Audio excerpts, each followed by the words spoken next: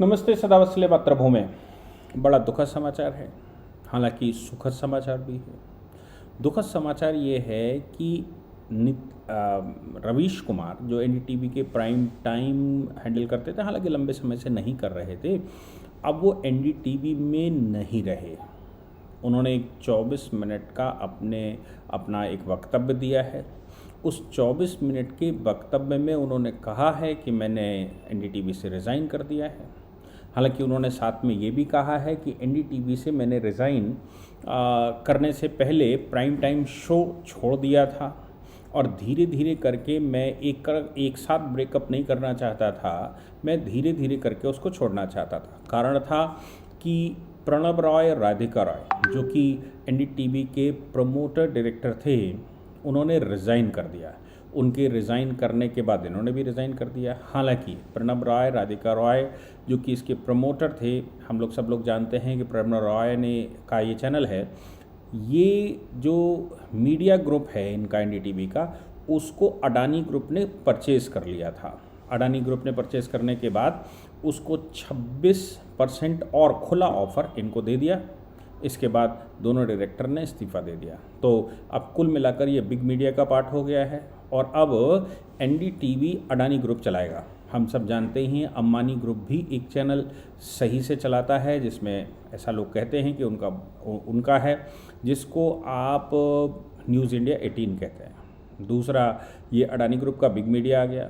Big media ने ये channel खरीद कर और इस पर अपना दांव रखना शुरू कर दिया। बात ये नहीं है कि मीडिया चैनल की स्टेक किसने खरीदी, किसने बेची। बात यह है कि रवीश कुमार का जो स्टेटमेंट आया, उस स्टेटमेंट में रवीश कुमार ने कहा कि मीडिया बहुत नामों से चल रही है, बहुत सारे चैनल्स भारत में चल रहे हैं, लेकिन ये चैनल गोदी मीडिया है। उन्होंने गोदी मीडिया का इसको हवाला दिया। साथ में कहा कि आजकल जो कॉलेजेस में बच्चे जर्नलिज्म पढ़ रहे हैं, जर्नलिज्म के स्टूडेंट हैं, वो एक्चुअली जर्नलिज्म नहीं पढ़ रहे हैं, वो दलाली पढ़ रहे हैं। तो उन्होंने पूरे के पूरे देश के मीडिया ग्रुप्स को, मीडिया पत्रकारों को, सबको एक खटगरे में खड़ा करते हुए दलाल बता दिया। सवाल ये भी है कि उन्होंने कहा कि जर्नलिज्म के अपने बेसिक फीचर्स हैं और जर्नलिज्म के बेसिक फीचर्स भी आजकल लोग भूल गए हैं, वो सब मोदी के रंग में रंग गए हैं। हालांकि ये तो मोदी जी के लिए की उपलब्धि है कि रवीश कुमार ऐसा कह रहे हैं, क्योंकि मोदी जी तो चाहते ही ये थे कि राष्ट्र के रंग में सब रंग जाएं, चाहे वो कोर्ट हों, चाहे वो जर्नलिस्ट हों, चाहे वो वकील हों, या फिर कोई भी भारत में किसी प्रकार का भी काम करने वाला कोई व्यक्ति है, वो सब कोई राष्ट्रीयता से रंग जाए। अब रवीश कुमार का कहना है कि सब रंग चुके हैं वो, लेकिन ये सेक्रीफाइस कर नहीं सकते, वो ये समझौता कर नहीं सकते कि वो मोदी जी के कैंपेन में शामिल हो जाएं। इसलिए उन्होंने कहा कि अब मेरा जो नया पता है वो यूट्यूब चैनल है, आप हमारे यूट्यूब चैनल पर आ जाइए और वहाँ मैं ये एनालिसिस पेश करूँगा। एनडीटीवी का धन्यवाद दिया, पुराने एम्प्लॉयर्स का धन्यवाद दिया, एम्प्लॉय का धन्यवाद दिया, बड़ी भारी भारी बातें कर गए। लेकिन रवीश कुमार से एक प्रश्न मेरा भी है, मैं लगातार इस तरह के प्रश्न उठाता हूँ। सवाल ये है कि जब कोई ये कहता है कि आप वकील, जैसे मैं हूँ, मैं एचजेएस हायर जुडिशल सर्विसेज पढ़ाता हूँ, जजेस प्रमोशन पढ़ाता हूँ, सूटेबिलिटी टेस्ट पढ़ाता हूँ या एलिजिबिलिटी टेस्ट पढ़ाता हूँ, जजेस एंट्री लेवल भी पढ़ाता हूँ। तो जब मैं कोई लेक्चर क्लास में दे रहा होता हूँ तो क्लास के उस लेक्चर के साथ लोग सवाल ये खड़ा करने लगते हैं, जो सवाल पूछते हैं वो सवाल ये खड़ा करते हैं कि साहब आप लेक्चरर हैं, आप टीचर हैं, आप एडवोकेट हैं, आपको न्यूट्रल रहना चाहिए। मैं सुप्रीम कोर्ट की प्रैक्टिस करते समय प्रोफेशनल एथिक्स का जो लोग भी लॉ किए होंगे उनको सबको मालूम होगा कि प्रोफेशनल एथिक्स का एक पेपर होता है, एलएलबी में भी होता है, एओआर का एग्ज़ाम देते हैं तब भी होता है, एआईबी का एग्ज़ाम देते हैं तो भी होता है। प्रोफेशनल एथिक्स में ये कहा जाता है you must be loyalist to the justice, not you may not be the loyalist for the your client, जबकि क्लाइंट से हम पैसे लेते हैं। तो हम तो जस्टिस के लिए, न्याय के लिए न्यूट्रल रहते हैं। अब उसमें जजेस के खिलाफ भी कभी बोलते हैं, जजेस से ऑर्डर लेने के लिए या न्याय पाने के लिए बहुत सारी बहसें भी करते हैं। बहुत बार केस विड्रॉ भी करते हैं और बहुत बार फ्रेश एप्लीकेशन भी फाइल करते हैं। पढ़ाते समय भी हम ये पढ़ाते हैं। तो न्यूट्रल, कैसा न्यूट्रल? यही बात ये लोग जो जर्नलिज्म का काम कर रहे हैं, जर्नलिस्ट हैं, तो कहते हैं भाई जर्नलिस्ट न्यूट्रल होना चाहिए, जर्नलिस्ट जो खबर है वो खबर देनी चाहिए, जर्नलिस्ट के अपने कोई विचार नहीं होने चाहिए। ऐसे ही डॉक्टर्स के विषय में भी कहते हैं। बात तो ठीक है, डॉक्टर्स के विषय में जो प्रोफेशनल है कुल मिलाकर उन प्रोफेशनल्स के लिए बात कही जाती है। लेकिन मैं एक बात कहता हूँ, सदैव से कहता हूँ, वो ये है कि राष्ट्र है तो कोर्ट है, राष्ट्र है तो जज है, राष्ट्र है तो शिक्षक है, राष्ट्र है तो जर्नलिस्ट है, राष्ट्र है तो जर्नलिज्म है, राष्ट्र है तो हॉस्पिटल है, राष्ट्र है तो सब कुछ है। तो राष्ट्र रक्षा क्या जर्नलिस्ट का कर्तव्य नहीं बनता? राष्ट्र रक्षा क्या वकीलों का कर्तव्य नहीं बनता? राष्ट्र रक्षा क्या शिक्षकों का कर्तव्य नहीं बनता? राष्ट्र रक्षा क्या बाकी लोगों का कर्तव्य नहीं बनता? राष्ट्र रक्षा के लिए केवल हमने क्या आर्मी को छोड़ा हुआ है कि वो बॉर्डर सिक्योरिटी करे? क्या जो वैचारिक आंदोलन चलता है, वैचारिक मतभेद चलता है, मनभेद में कन्वर्ट ना हो, इसके लिए हमको प्रयास नहीं करना चाहिए? क्या हमको राष्ट्र को वो नहीं बताना चाहिए जो राष्ट्र के प्रत्येक जन जन की आवश्यकता है?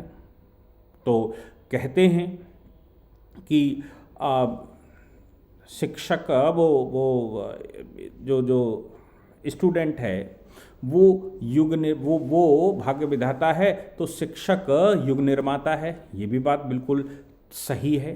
तो बात यहाँ पर आती है, क्या जर्नलिस्ट का ये कर्तव्य नहीं बनता कि वो राष्ट्र रक्षा करने के लिए अपने ये जो फॉर्मूले बताता है, बेसिक फीचर्स बताता है, जो पश्चिमी मीडिया ने हमको दिए, वो हमको वो उन फार्मूलों पर ना चलकर राष्ट्र रक्षा प्रथम कर्तव्य होना चाहिए। हो सकता है कुछ चीज़ें अपने को राष्ट्र रक्षा के लिए सीक्रेट रखनी पड़े, और हो सकता है कुछ चीज़ें राष्ट्र रक्षा के लिए अपने को ज़ोर शोर से देनी पड़े, कुछ एजुकेशनल प्रणालियाँ भी चलानी पड़े, कुछ जो हमारे फॉलोवर्स हैं, जो हमको देखने वाले हैं, उन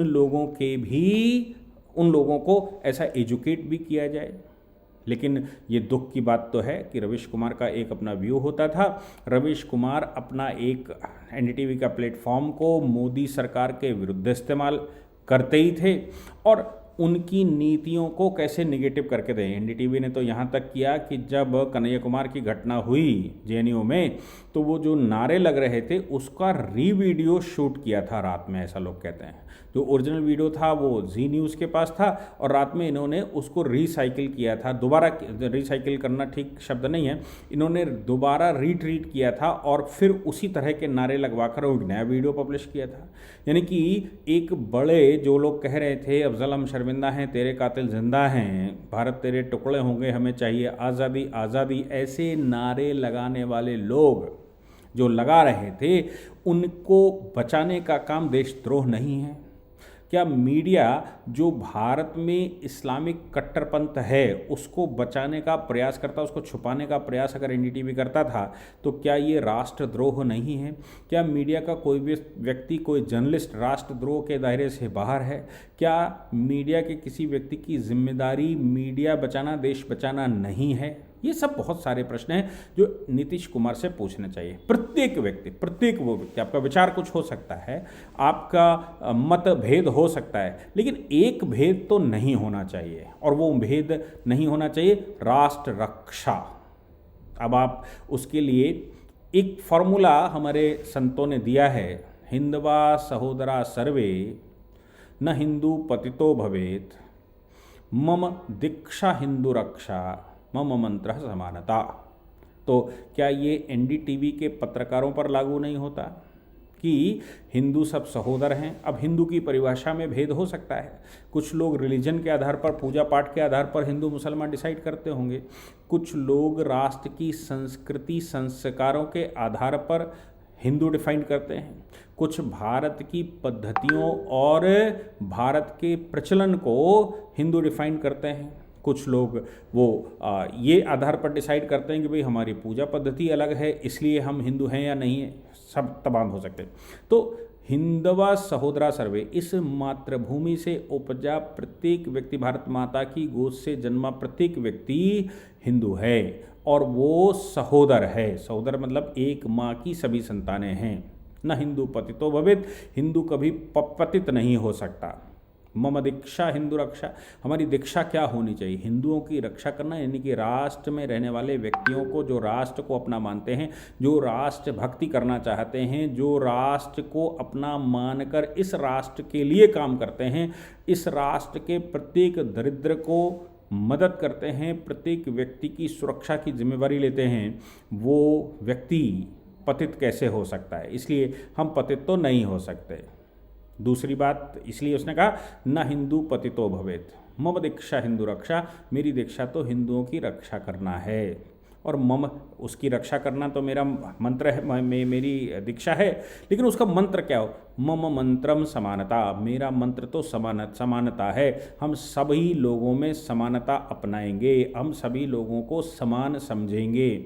लेकिन इस समान का मतलब ये नहीं है कि राक्षस और देवताओं को समान समझेंगे, राक्षसों को राक्षसों में समान समझेंगे, देशद्रोहियों को देशद्रोहियों में समान समझेंगे, मलेक्षों को मलेक्षों में समान समझेंगे और समान प्रकार से मलेक्षों का नरसंहार करेंगे। समान प्रकार से हम सभी राक्षसों का नरसंहार करेंगे। नेतृत्व करने वाले राजा राम हो सकते हैं, लेकिन वानर सेना का प्रत्येक व्यक्ति, वो गिलहरी भी वो प्रयास करेगी कि किस प्रकार राक्षसों का विनाश हो। ये हमारी दीक्षा है और ये हमारे संस्कार हैं कि हम सब में समानता रखेंगे। क्या एनडीटीवी के रवीश कुमार को ये फॉर्मूले नहीं आते? वो गोदी मीडिया कहते हैं, ये मीडिया, सारी मीडिया को, एक भी पत्रकार देश में ठीक नहीं बचा उनके अनुसार, सारे पत्रकार बिक चुके। ये मोदी रंग में रंग रहा भारत, भारत की एकता जो अक्षुण्णता की तरफ बढ़ रही है, भारत को एक मुख किया जा रहा है, होमोजीनियस सोसाइटी बनाई जा रही है। इस होमोजीनियस सोसाइटी, जो डॉक्टर अम्बेडकर होमोजीनियस सोसाइटी बनाना चाहते थे, होमोजीनियस सोसाइटी को बनाने की जिम्मेदारी क्या रवीश कुमार की नहीं बनती है? लेकिन ये दुख की बात तो है कि एनडीटीवी के रवीश कुमार एनडीटीवी में नहीं रहे, अब वो यूट्यूब चैनल पर आ गए हैं, क्योंकि उनको पत्रकारिता के लिए कोई और अन्यत्र चैनल इनवाइट नहीं करेगा। मुझे लगा कि आपको सूचना दे दूं।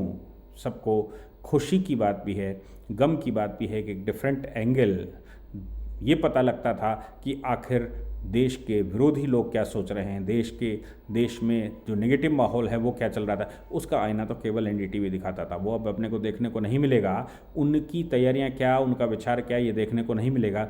ये भी एक अफसोस की बात है। लेकिन रवीश कुमार तो मिलेंगे, कहीं ना कहीं तो मिलेंगे, चाहे वो यूट्यूब चैनल पर क्यों ना मिले। लेकिन सवाल ये था कि सोशल मीडिया पर